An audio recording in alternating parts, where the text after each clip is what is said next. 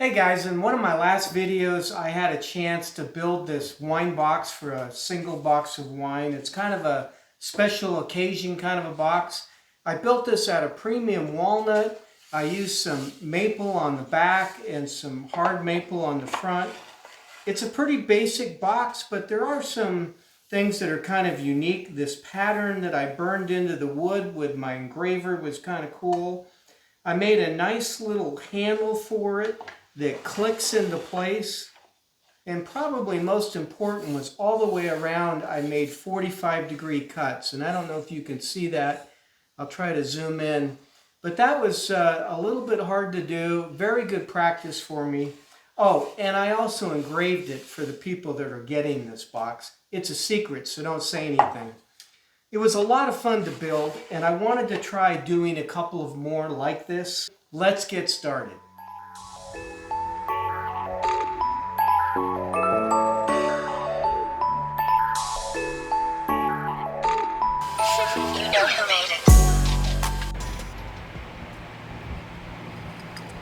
I started by personalizing the box with an engraved name and quote.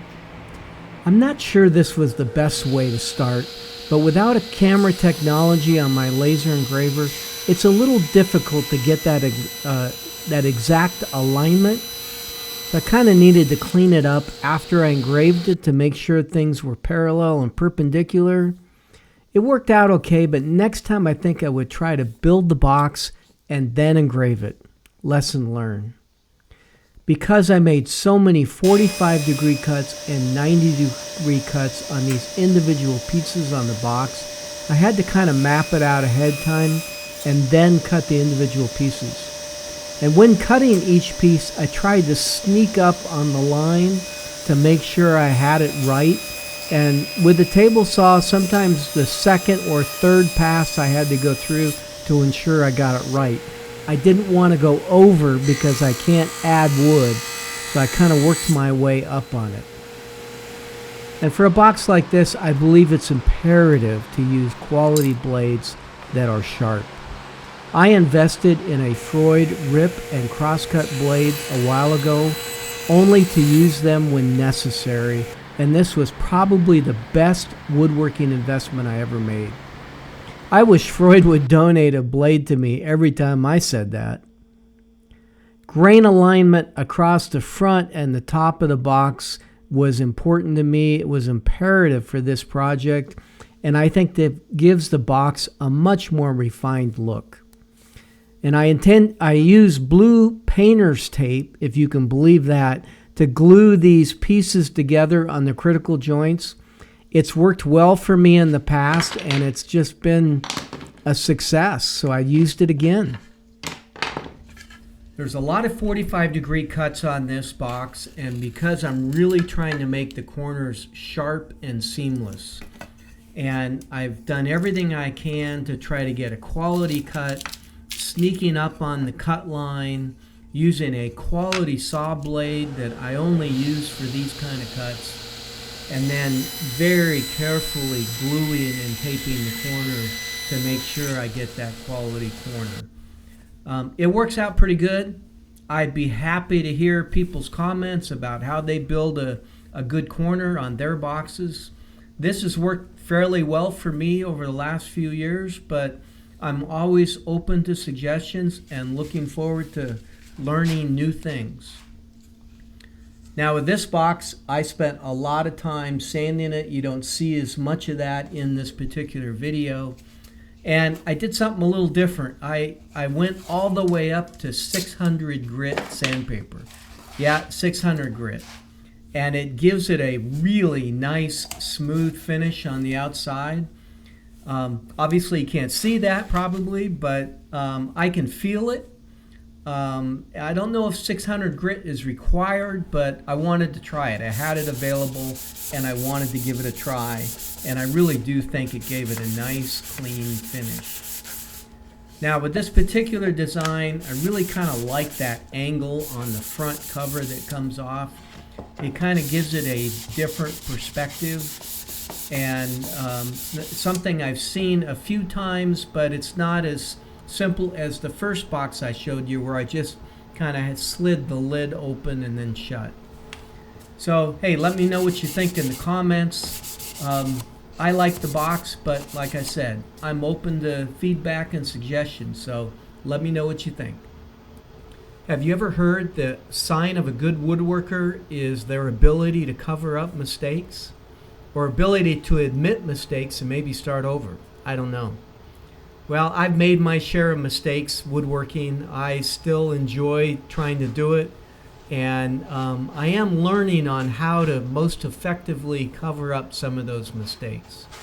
And this box is no exception. There are a few things here that I had to focus on to try to fix, but still make it look good.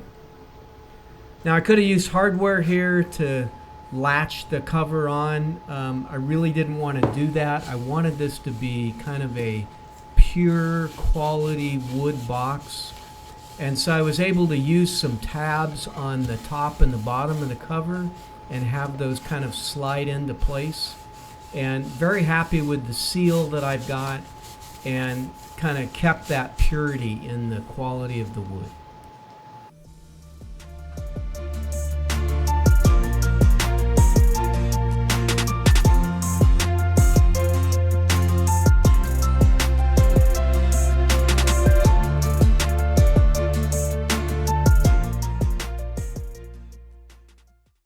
You see, with this design, I got it off the internet for free. Just had to make some modifications because my table isn't big enough to accommodate the whole cut.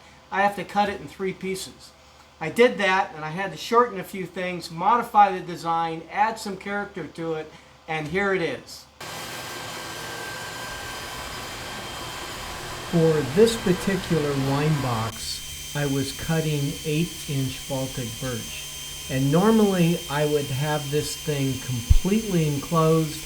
I've got a fan with a duct that goes outside that carries the majority of the smoke outside, because guess what? Burnt wood isn't really good for you. But I needed to get this shot, and you can see in some of these shots how much smoke it's creating. I was wearing my mask, I had the garage door open, so I was trying to ventilate as much as I possibly could. But this was pretty interesting. As I said, I split this up into 3 different designs, cut all the designs and put it together. And I thought this was a pretty interesting cut where it does this staggering cut. It gives the wood an opportunity to flex to help make the wine box. And it's actually pretty cool. I really kind of enjoyed that. But once I got everything cut out, which was pretty easy, it was just a matter of assembling. Okay, all the pieces are cut out, and I'm ready to put this together and see if it holds a bottle of wine. Don't judge me on this wine. It's a rather inexpensive wine, but you know, it's good for demonstration purposes. The first thing I noticed, I've never built one of these, never put it together, but the first thing I've noticed is these tabs go in here.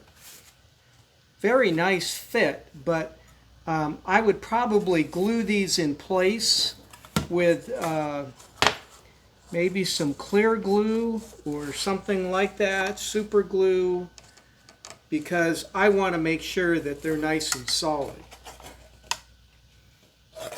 Yeah, I got 2 of them in.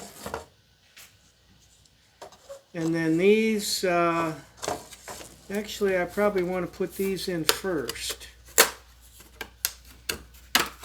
Wow, the positioning is really good. Look at that. Wow. Pretty impressed. I am going to put this one in here. Like I said, never done this before, but whoever designed it to fit together pretty well. Now I'm going to put the base in.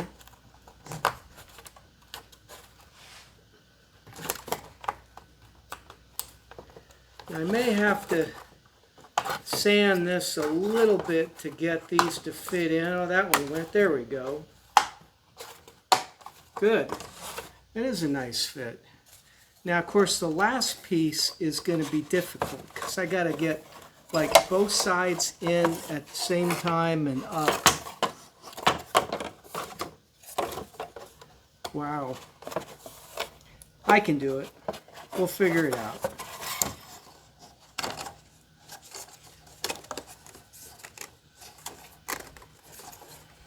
Okay, that side's in.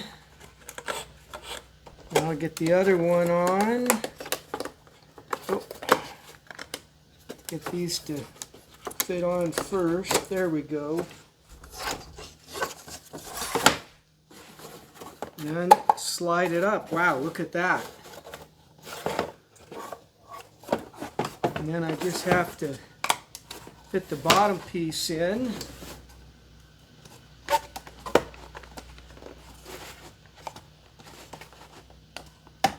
There. Okay. Maybe I don't need glue. Now, I got this piece right here, which I think just sits down in the bottom. I don't know where else it would go. Yeah. Wow, beautiful fit. Then the bottle can go in, and this piece on top, I don't know if you're getting this, so I may have to switch this here.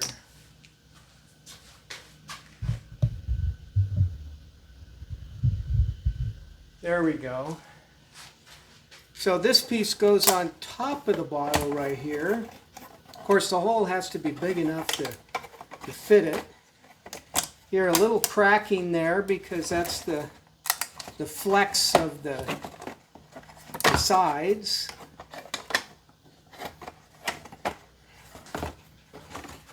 Wow. Yeah, I'm definitely going to sand some of that. And then these are supposed to close and fit in here.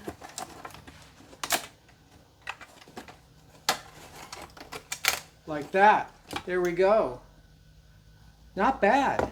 That's a pretty good quick project, and it's my last one of the day, so I hope you enjoyed it. And hey, if you like my videos, please hit subscribe. I certainly would appreciate it. I got some cool stuff coming up next. I think I'm going to do some shop projects. And if you like this video, please hit like. I love the feedback, love the comments. Even if they're constructive, I like the comments. So thanks for watching. This is Dave with Level Up Woodworking, and we'll see you next time.